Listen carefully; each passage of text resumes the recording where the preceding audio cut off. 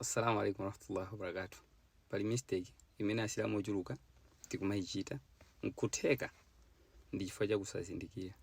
So ndipange video iyi kuti ndipange address nkhani imene mwachangu. Mistake yo imachokera pa sura Al-A'raf aya 180. Mungu kumputsana imanena kuti ba'da a'udhu billahi minash shaitanir rajim bismillahir rahmanir rahim. Walillahil asmaul husna fad'uuhu biha. Nditu Allah ali ndi mayina okongola, muitaneni kugwiritsa ntchito mayina amene.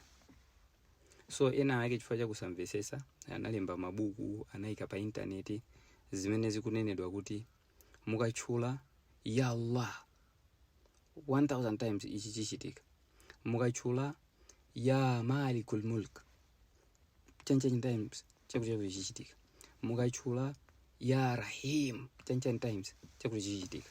Tikakaona ma hadithi asahih, palibepo hadithi imene malongosola kuti zimenezo zimachitika nthawi ya mtumiki. Tikatenga simple logic, ine zina langa ndi Jamil, olo inu muthagwiritsa ntchito dzina lanu. Munthu kuti abwere ndi kumangonena kuti Jamil, Jamil, Jamil, Jamil, Jamil, Jamil 1000 times ndipo in fact safika so 1000.